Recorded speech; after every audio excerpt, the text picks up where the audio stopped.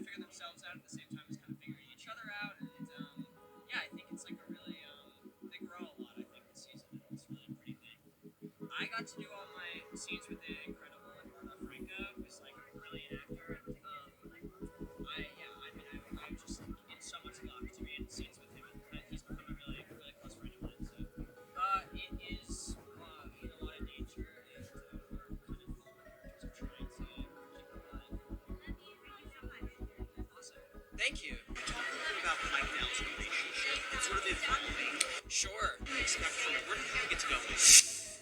You know, this season is kind of about personal self-growth when it comes to Mike and Eleven's relationship, and I think, I think they're finding a lot of stuff about themselves that they wouldn't normally know, and I think like they bring that into the relationship, and yeah, it's really cool. Do you think we could ever see Mike like really message like her and like do the number? You're gonna have to watch. There's a pretty cool episode this season that kind of tackles that.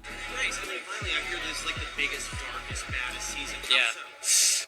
There's a lot of like blood in this season that we normally wouldn't have, and like murder and gross stuff. So yeah, usually we have it's a little more. I think they didn't tone it down.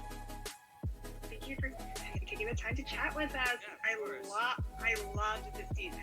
First and foremost, it was really scary. I was very terrified. So from a scale of 1 to 10, how would you say how scary it was?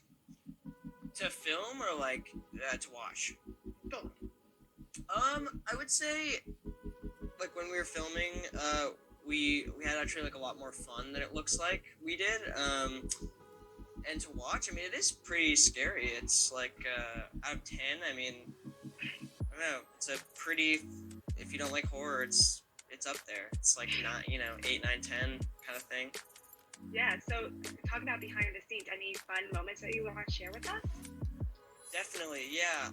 I got to spend. I mean, I got to spend some time in Atlanta a little bit, where we usually shoot to shoot some scenes for the first episode, and then the rest of the series or season I shot in Albuquerque, New Mexico, and that was just incredible because like we just had a great crew, and we got to just really bond with each other because Yeah. at the time we were kind of in the middle of nowhere in the desert, and like it was just me and the cast, and me and Charlie Heaton and Eduardo Franco and Noah Schnapp, Millie, and we all really bonded, and usually we're all in Atlanta, and like we see each other every day, and it's like this like thing where it's like, yeah, I'll see you tomorrow. But like this is like we like in a good way, we're like forced to like hang out and like in a really awesome way. Oh, that's great. So talking about you and Millie, your relationship goes through it. 11's going through it. You guys are navigating long distance. What would you say how that affected your characters and how affected your relationship?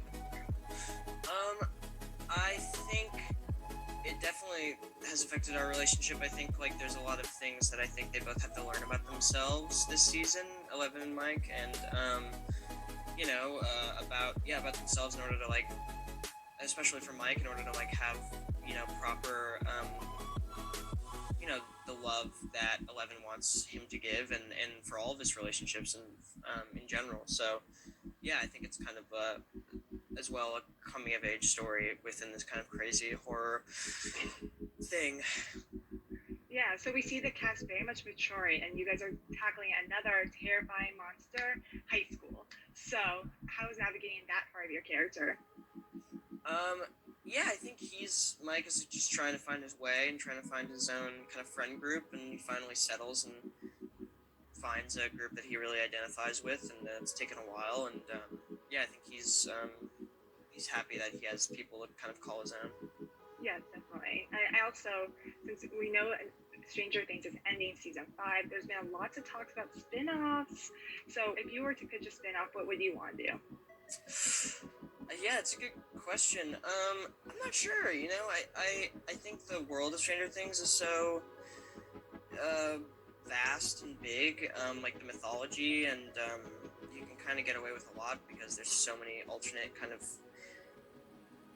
the upside down being kind of an alternate dimension, and the backstory. I mean, I don't know if I'd ever do, maybe in like 10, 15 years or something, if Netflix wants to have us all back and do like a sequel or whatever, that'd be great. Oh, that'd be great. Yeah, as far as spin-offs go, I'm not really sure. I think like after 5, I think the whole point of season 5 is for the Hawkins kind of our story to kind of take its final whatever bow and end in a proper way. So yeah, I'm not sure. Maybe you would go somewhere else that isn't Hawkins. I loved watching the season. I was very terrified. I thought psychologically and lots of horror elements. I just want to say thank you so much. And for all of it, it was such a great season. I know the fans will love it. Thank you so much.